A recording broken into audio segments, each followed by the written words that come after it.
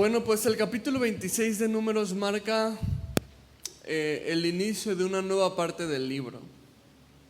Habíamos escuchado en capítulos anteriores que Dios dio como una consecuencia de la desobediencia y la mala actitud y la pecaminosidad del pueblo, dio como consecuencia que esta generación no iba a ser la que entraría en la tierra prometida, sino iban a ser los hijos de ellos. Dios en su fidelidad no cortó al pueblo, sino que pasó la promesa para sus hijos, para la siguiente generación. Y el capítulo 26 de Números nos marca el comienzo de esta nueva generación. La semana pasada vimos cómo el pueblo tuvo una batalla con respecto a la pureza y sus malas decisiones, por supuesto, que les llevaron a grandes consecuencias, malas consecuencias. Y sin embargo, hoy vamos a ver una vez más cómo detrás de todo pueblo infiel vemos a este Dios fiel. Y lo que vamos a ver hoy es el cumplimiento de una promesa bien importante que Dios le había hecho al pueblo. Y esta promesa es el levantamiento de una nueva generación que iba a recibir la promesa, heredaría la tierra prometida. Y esta es la transición que hace el capítulo 26 de Números. Y entonces por eso el título de la enseñanza le he puesto una nueva generación, haciendo alusión a esta hermosa promesa que vamos a ver cumpliéndose hoy. Y no solamente vamos a ver cómo Dios levantó una nueva generación en Israel, pero también Dios desea levantar una nueva generación en nosotros.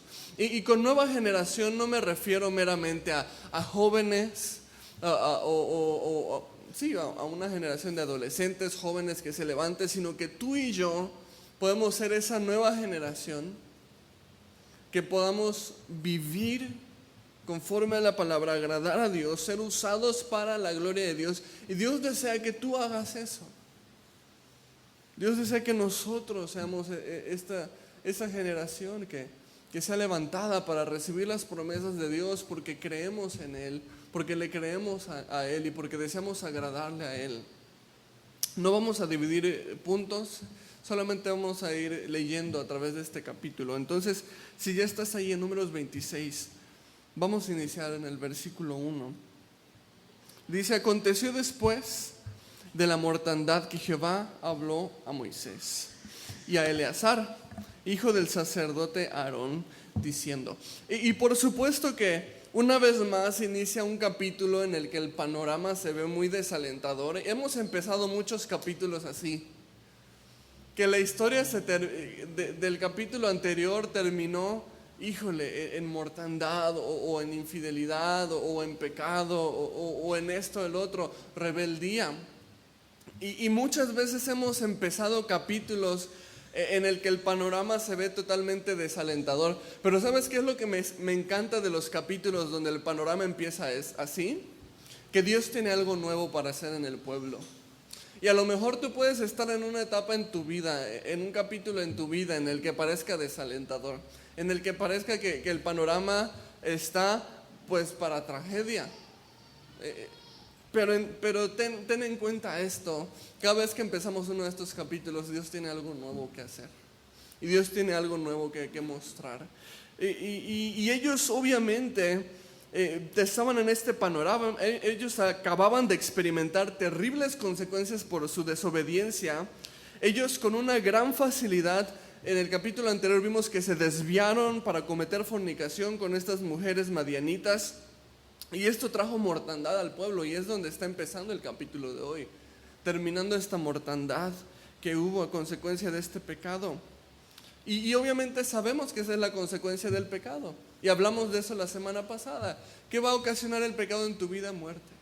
Si tú le das un espacio al pecado, va a destruir donde sea que entre. Va a destruir tu familia, va a destruir tus relaciones, va a destruir tu comunión con Dios si le es posible. Sabemos que dar rienda suelta al pecado siempre trae consecuencias muy caras a pagar en nuestra vida, y es lo que vemos en el panorama aquí. Ellos enfrentaron esta consecuencia, pero donde hay un pueblo infiel, tenemos a un Dios que sí es fiel y que permanece fiel. Y el versículo 2 dice: tomad el censo de toda la congregación de los hijos de Israel.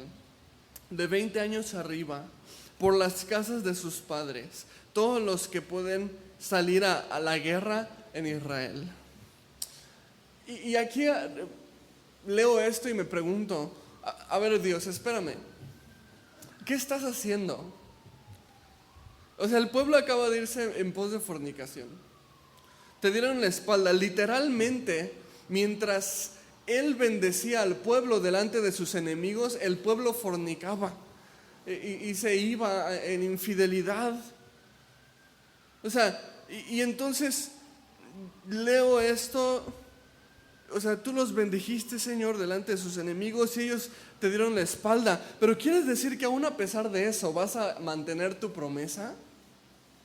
¿Quieres decir que vas a seguir siendo fiel a este pueblo? Porque esto es exactamente lo que el censo significa.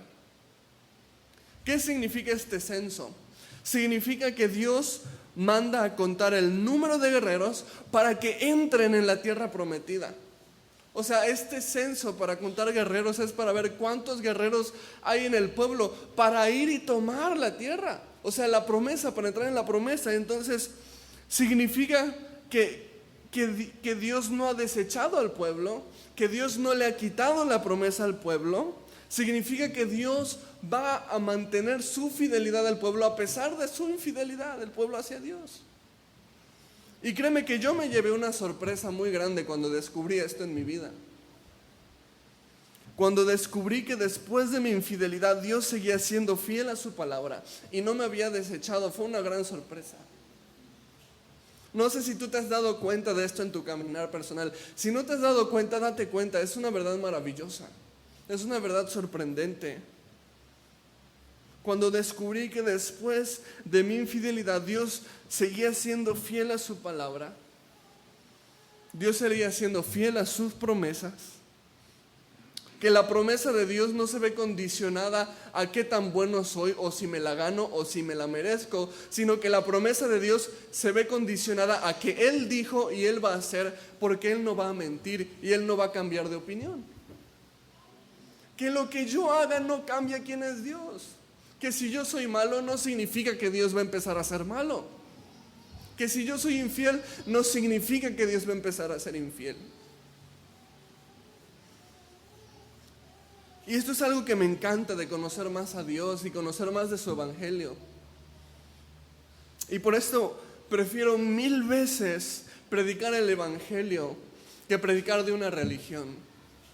¿Sabes qué significa la palabra religión? Viene de un vocablo que significa religar.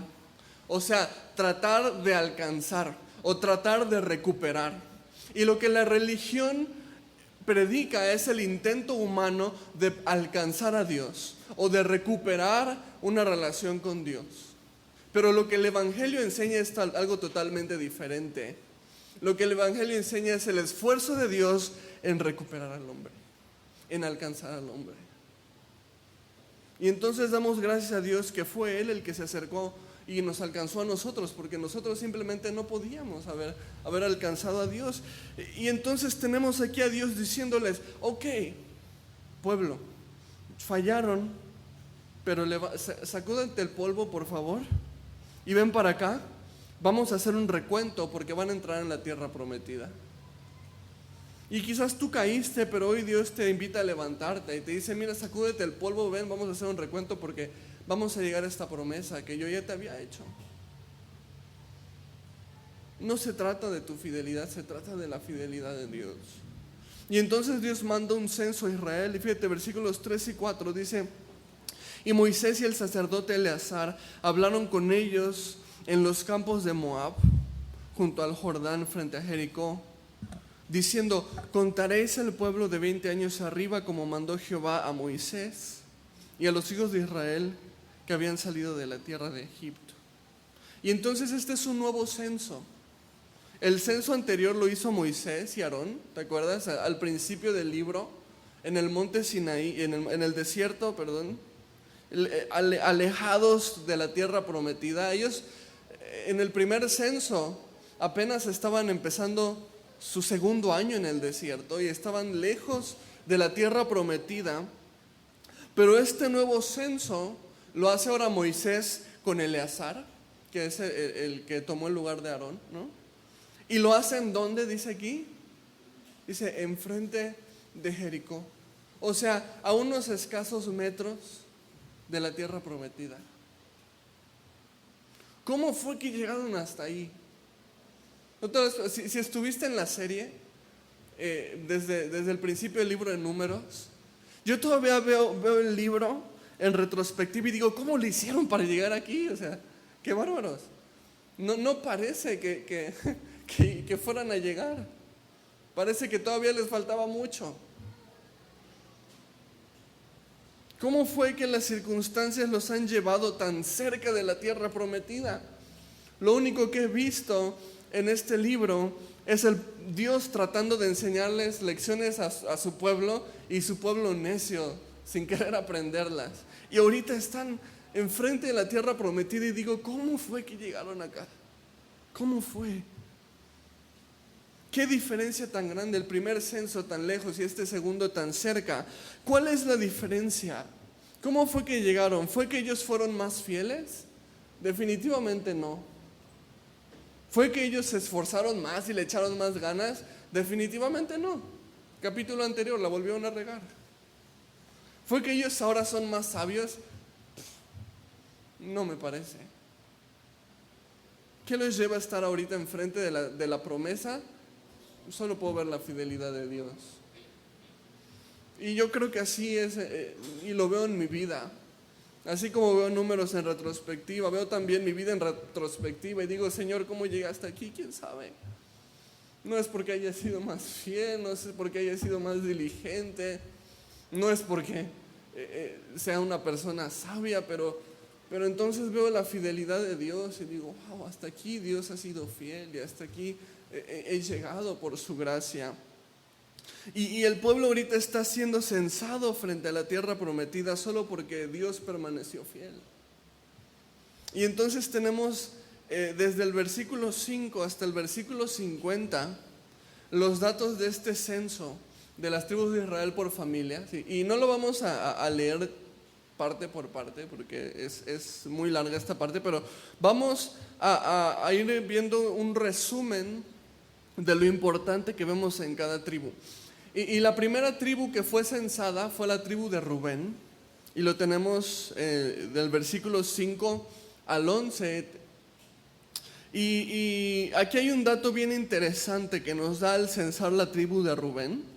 Si vemos los versículos 9 y 10, menciona que esta tribu participó en la rebelión de Coré. Fíjate, versículo 9 y 10, dice, y los hijos de Eliab, Nemuel, Datán y Abiram, estos Datán y Abiram, fueron los del consejo de la congregación que se rebelaron contra Moisés y Aarón con el grupo de Coré cuando se rebelaron contra Jehová.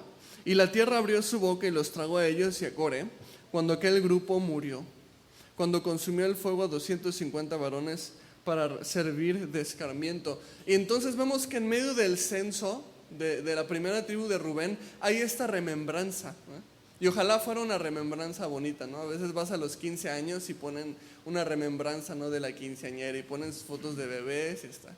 Si la hizo la mamá, hasta ponen así las fotos donde se ven sus pompitas y así, es como para que sea un momento bonito. Pero entonces vemos aquí en el censo de la tribu de Rubén y la remembranza no es muy bonita. Vemos una remembranza de cómo estos varones de la tribu de Rubén se rebelaron al grado de que dice literalmente que se abrió la tierra y se los tragó. Y vemos una vez más, ellos no llegaron hasta aquí por su fidelidad. Ellos no llegaron hasta aquí por su fidelidad, sino por la fidelidad de Dios. Y tristemente este recuerdo prevalece en el censo. Pero lo que me agrada es el versículo 11. Porque el versículo 11 dice, mas los hijos de Coré no murieron.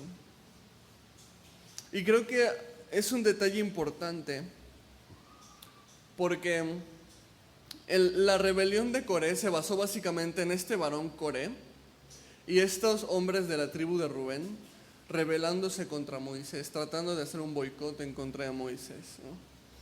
Pero entonces aquí la palabra se toma el tiempo para decir, pero los hijos de Coré, o sea, los hijos de este varón que inició esta rebelión, dice, Ellos no murieron.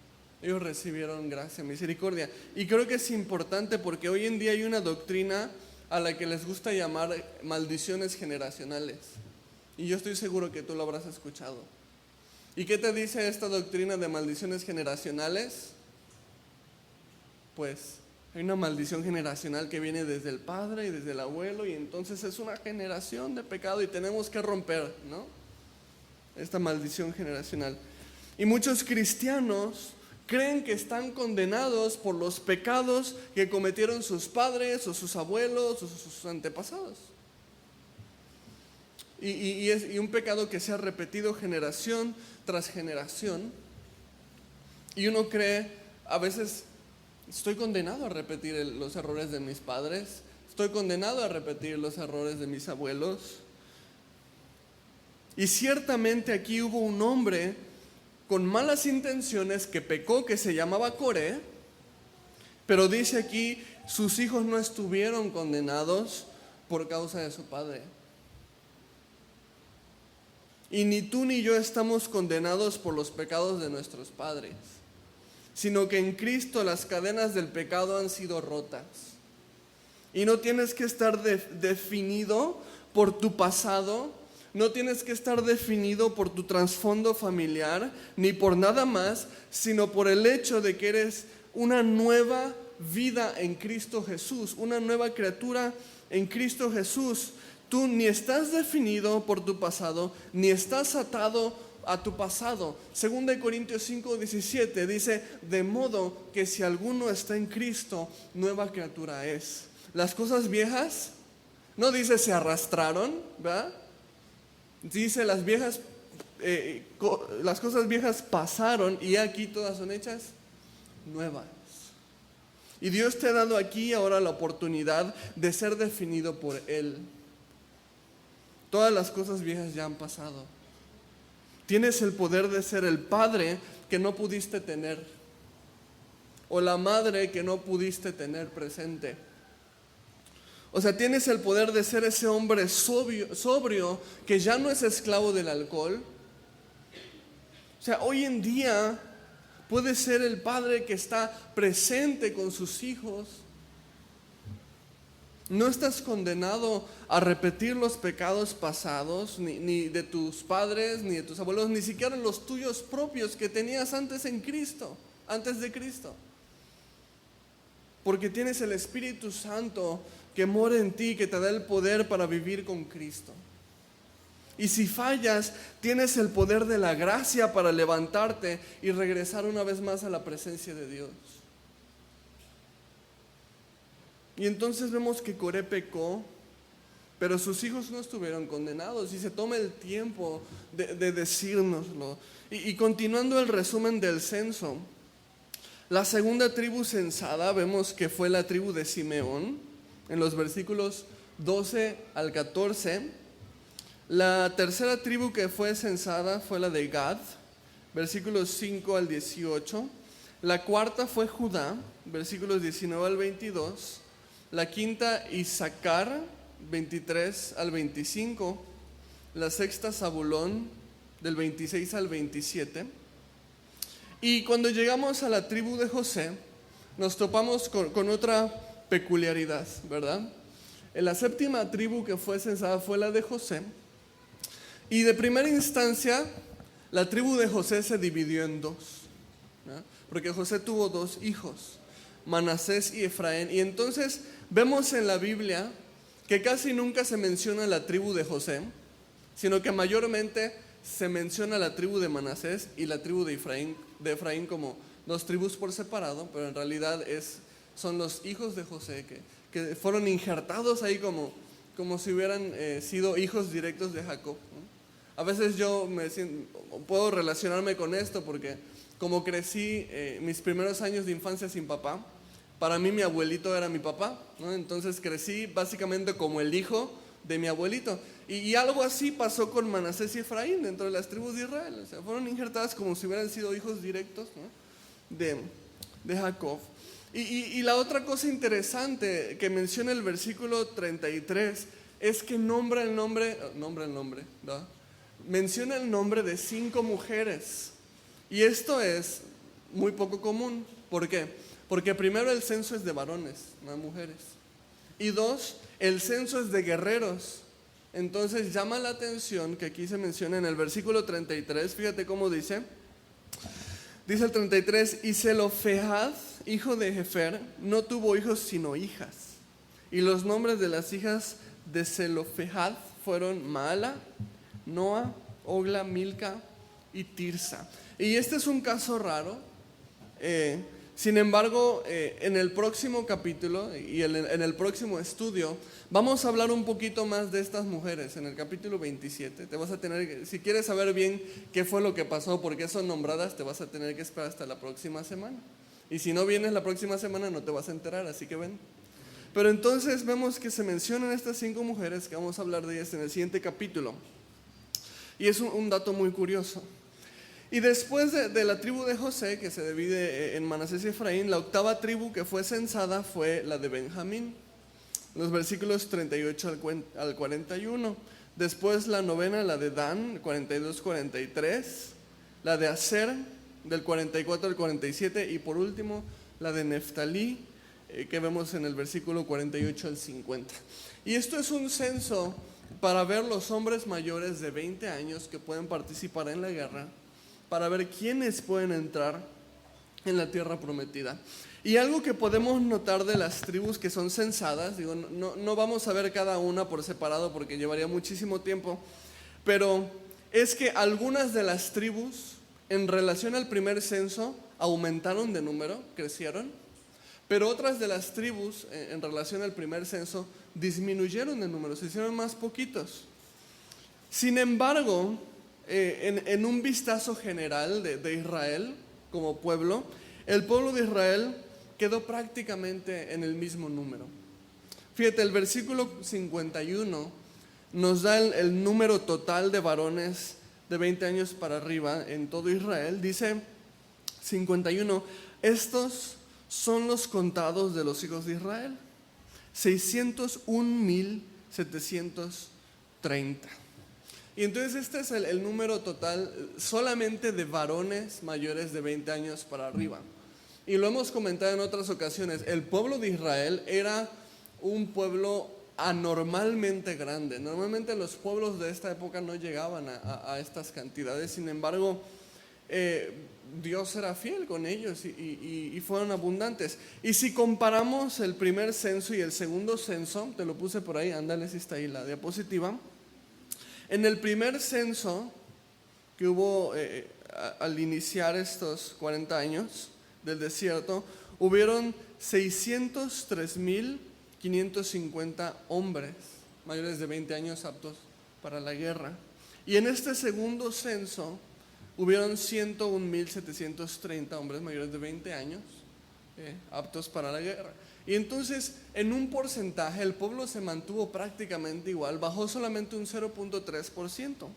Y uno puede pensar, pues bueno, no estuvo nada mal. O sea, a través del libro vemos que todas las veces y todas las malas decisiones causó tanta mortandad en el pueblo que parece casi un milagro que se hayan mantenido en el mismo número, o casi en el mismo número. O sea, miles y miles murieron por causa de sus malas decisiones. Y el hecho de que solo haya bajado el 3% de su población, uno puede decir, no está nada mal. No les fue tan feo como parecía. Sin embargo, esto sería un pensamiento un tanto conformista. ¿Por qué? Porque ¿qué se supone que los pueblos con el tiempo que crecen, ¿no? O sea, la población mundial va creciendo y creciendo, y muchos ya están hablando del apocalipsis porque se nos van a acabar los recursos y todo eso.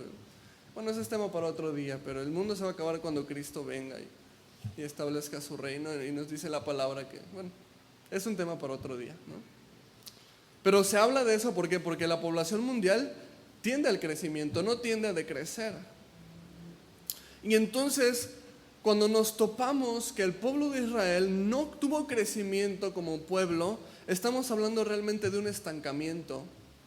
No podemos decir, pues no les fue mal. No, sí les fue mal porque se quedaron estancados. Y sabes, muchos cristianos piensan así sobre su propia vida espiritual. Pensamos que estamos bien porque no hemos empeorado.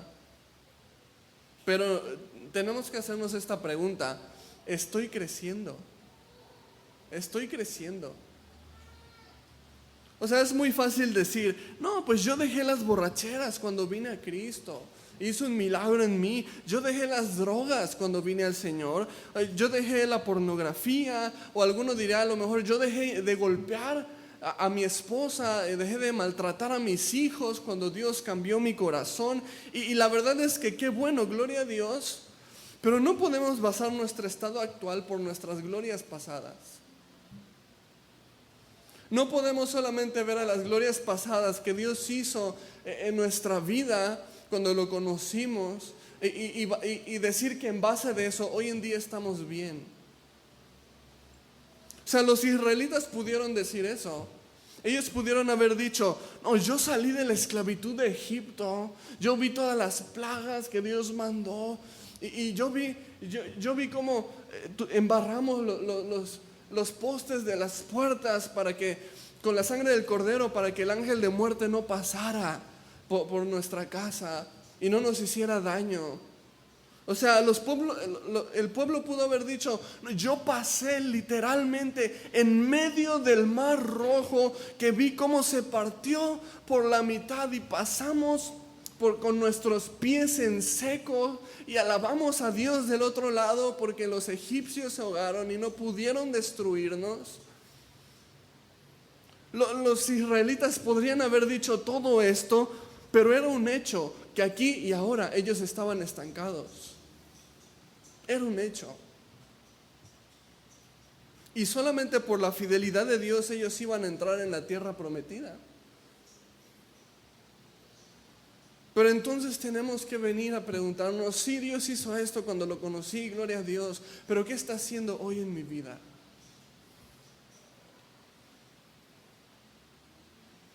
No podemos basar nuestro estado actual viendo simplemente las glorias pasadas. Nuestro caminar con Cristo, ¿sabes qué? Es diario, todos los días. Y muy fácilmente nos podemos quedar estancados. Y ese es un buen tiempo para examinarnos. Honestamente, ¿cómo está mi caminar con Dios hoy en día? Honestamente, ¿estoy creciendo en Cristo? Está buena la música. Pregúntatelo. ¿Estás creciendo en Cristo? O a lo mejor ves tu caminar cristiano simplemente con lo que pasó. Y ya. ¿Y qué hace hoy en día Dios en mi vida? Pues nada, pero hizo esto cuando lo conocí. Y a lo mejor si tú te ves en este momento a ti mismo estancado, primeramente recuerda que Dios es fiel y sigue contigo. Y por su gracia estás hoy aquí. Pero también tienes que saber esto: está en tus manos la decisión de salir de este estancamiento. Si tú estás estancado en este momento, está en tus manos tomar la decisión para salir de ahí. Está en tus manos decidir continuar creciendo espiritualmente, alimentándote espiritualmente. O sea, está en tus manos seguir conociendo a Dios más y más cada día. Está en tus manos el decidir congregarte como Dios pide que te congregues. Está en tus manos tomar discipulado, pedir a una persona que te discipule, rendir cuentas. Está a tu alcance todo eso. Servir a Dios, buscarlo más en oración, compartir de Él con otras personas, eso está en tus manos. Y no tienes por qué vivir estancado. Dios te ha dado todas las cosas y todas las herramientas para que continúes creciendo en Él y moviéndote en Él. Porque después de 40 años en el desierto, Israel terminó estancado. Y tú puedes tener 40 años conociendo a Dios y no haber crecido en lo absoluto. Quizás hoy sea un llamado para despertar. Versículos 52 al 56, vamos a continuar leyendo la historia. Dice, y habló Jehová a Moisés diciendo, a estos se repartirá la tierra en heredad por la cuenta de los nombres. O sea, qué gracia de Dios repartiendo la tierra. 54, a los más darás mayor heredad, a los menos menor, y cada uno se les dará heredad conforme a sus contados, ¿no? Entonces una relación, ¿no?, más o menos entre la diferencia de equidad e igualdad. O sea, no van a recibir todos un igual territorio, sino más bien equitativo, de acuerdo a sus necesidades. Dice el 55, pero la tierra será repartida por suerte, y por los nombres de las tribus de sus padres heredarán. Conforme a la suerte será repartida su heredad entre el grande y el pequeño. Y así como es evidente que Israel está estancado, así también queda evidente que Dios está dispuesto a bendecirlos. Imagínate nada más, preparando todo para repartir las tierras. Toma también esto a consideración. A lo mejor es evidente que te sientas estancado y lo estés, pero es tan evidente que Dios sigue dispuesto a bendecirte y a usarte si le das la oportunidad. Pero continuando, entonces viene el censo de la tribu faltante. ¿Te diste cuenta que falta una tribu? La tribu de Leví, los levitas, que al igual que la primera vez es censada por separado. ¿Por qué? Porque uno, ellos no van a la guerra, porque ellos son los sacerdotes, y dos, porque ellos no reciben heredad, porque Dios les dijo, yo seré su heredad, y ellos no van a recibir propiamente una heredad, no tierra.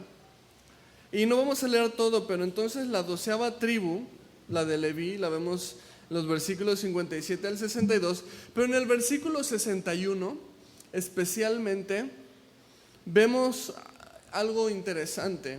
Otra remembranza de estas que no son muy buenas, pero que están aquí presentes en el censo. Y vemos que de esta tribu murieron 2 hijos de Aarón por ofrecer fuego extraño a Jehová. Dice el versículo 61, pero Nadab y Abiú murieron cuando ofrecieron fuego extraño delante de Jehová.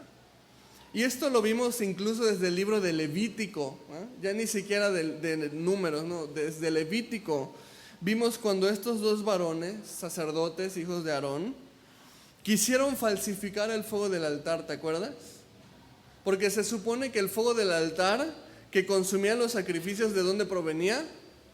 De Dios. Era un fuego sobrenatural que consumía los sacrificios. Pero Nadab y Abiú quisieron falsificar la manifestación poniendo fuego ellos mismos. Por eso la Biblia dice un fuego extraño, porque no venía de Dios. Ellos prendieron fuego y lo trataron de meter, tratando de falsificar la obra de Dios, por lo cual murieron. Y dicho sea de paso, y por qué no recordarlo, por esto nosotros mismos debemos cuidar de no falsificar la obra del Espíritu Santo, ¿verdad? Porque hay iglesias en las que por presión social, si no hablas en lenguas no eres salvo, y entonces tengo que y empiezo yo a falsificar el don del Espíritu Santo. Y cuidado, porque Dios mató, se llevó, consumió a Nadab y Abiú por tratar de falsificar su obra sobrenatural. Y con esto sabemos claramente que Dios no desea que nosotros falsifiquemos la obra sobrenatural de su Espíritu Santo. Y si Dios te da los dones espirituales, adelante, ejercítalos, y si no te da esos dones específicos, ni le muevas. Y estate contento con los dones que Dios te ha dado. A lo mejor no te da el don de lenguas, pero te da el don de servicio, el don de dar misericordia, de administrar misericordia, ¿no? O sea, hay una multitud de dones que Dios tiene para ti. No es bueno, a Dios no le agrada que falsifiquemos la obra sobrenatural de Él. Pero entonces vemos que tristemente dentro del censo de los levitas también hay una remembranza triste del pecado de estos 2 varones. Y por último, en este capítulo se nos menciona los 2 únicos varones que sobreviven desde el censo anterior y vuelven a ser parte de este censo actual por segunda vez. Fíjate en los versículos 63 al 65. Dice, estos son los contados por Moisés y el sacerdote Eleazar, los cuales contaron los hijos de Israel en los campos de Moab junto al Jordán frente a Jericó. Y entre estos ninguno hubo de los contados por Moisés y el sacerdote Aarón, quienes contaron a los hijos de Israel en el desierto de Sinaí, porque Jehová había dicho de ellos, morirán en el desierto. Y no quedó varón de ellos, sino Caleb, hijo de Jefone, y Josué, hijo de Nun. Los únicos dos que pasaron a este siguiente censo de Moisés. Obviamente Moisés no está como contado en el censo porque él mismo hizo el censo, ¿no? Pero entonces los únicos dos varones que logran llegar, ¿no? Imagínate, ¿cuántos fueron censados la primera vez? Vimos que fueron 603,550 hombres. Solamente 2 fueron fieles a Dios. Imagínate qué tan difícil es encontrar hombres fieles a Dios. Tienes una posibilidad de 2 en 603,550. Qué tremendo. Caleb y Josué. De todos los demás, ni siquiera podríamos decir Moisés, porque Moisés también hizo de las suyas y Dios le dijo, no vas a entrar en la tierra. Ni de Aarón, porque Aarón también falleció con la primera generación. Y entonces tenemos que llevar a la reflexión, o sea, de todos los demás, ¿qué diferenciaba a estos dos hombres? ¿Qué hizo a estos dos hombres diferentes al resto? Porque no sé tú, pero yo quiero ser de este grupo de 2. No me importa estar con los 603,550. Quiero estar en este grupo de 2. ¿Qué los hace diferentes del resto?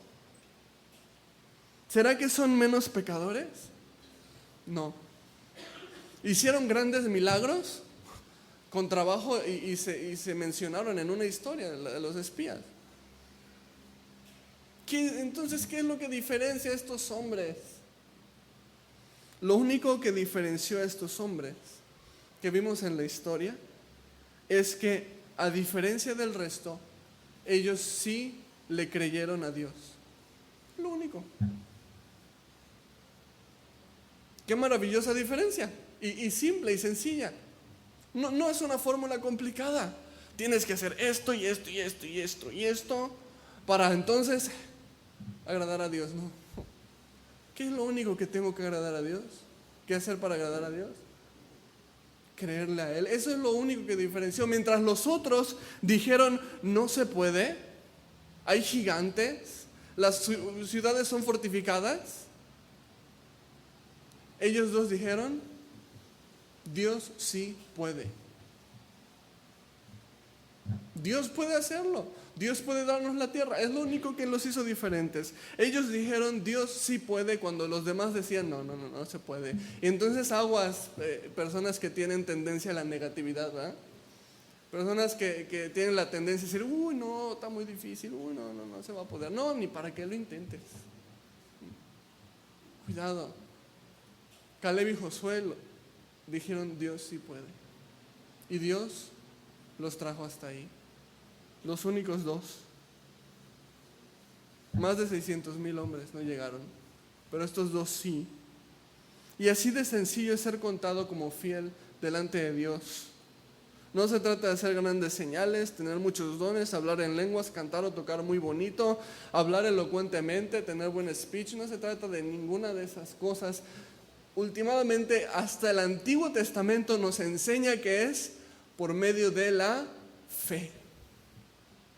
Y no ha cambiado. Por medio de la fe. Y al final del día de esto se trata. Y entonces esta es la pregunta. ¿Le estás creyendo a Dios en tu vida? En este momento en el que estás, ¿le estás creyendo a Dios? ¿Eres de estos 2 que decían sí se puede, porque Dios puede hacerlo? ¿O eres de los 603,550 que decían, no, está bien difícil, no se va a poder? Mira, en esto se termina resumiendo la travesía de Israel a través del desierto. ¿Quién le creyó a Dios en el desierto? Josué y Caleb. No se trata de lo que puedas hacer, sino de a quién le vas a creer. ¿Estás creyendo en ti mismo? No se trata de eso. ¿Le estás creyendo a otros más que a Dios? Ten mucho cuidado. ¿Le estás creyendo más a la voz del enemigo? Vas a seguir estancado. Pero le estás creyendo a Dios, entonces estás en el lugar, momento y propósito correcto en tu vida. Finalmente, el título del mensaje de hoy fue una nueva generación. ¿Y qué más podemos pedir? Que Dios haga esto nuevo en nuestra generación. Que le creamos a Él. Que deje de creerle más al pensamiento del mundo. Que deje de creerle más a las mentiras del enemigo. Y que mi caminar se base en creerle a Dios. Creer en Dios y creerle a Dios. Porque si le crees a Dios, entonces vas a seguirlo y vas a obedecerle. Y aún en esas áreas que Dios te está pidiendo que entregues y no has querido entregarle, si le creyeras a Dios, dirías, tienes razón Dios, tú sabes que es lo mejor para mí y te lo voy a dar. No quiero, pero voy a someter mi vida a ti porque te creo más a ti. Porque tú sabes más lo que es bueno para mi vida que yo mismo. Escoge creerle a Dios. Y no importa si a lo mejor como Israel has estado estancado 1, 2 o 40 años. Hoy tienes la oportunidad de empezar a creerle a Dios y formar parte de esa generación que Dios desea levantar para glorificar su nombre y tomar posesión de la tierra. No requiere grandes dones, no necesitas un gran currículum, no necesitas un chorro de talentos o un gran conocimiento. A estos dos hombres les fue suficiente la fe. Y si hoy decides depositar tu fe, eso te va a ser más que suficiente, porque Dios es fiel. Vamos a orar.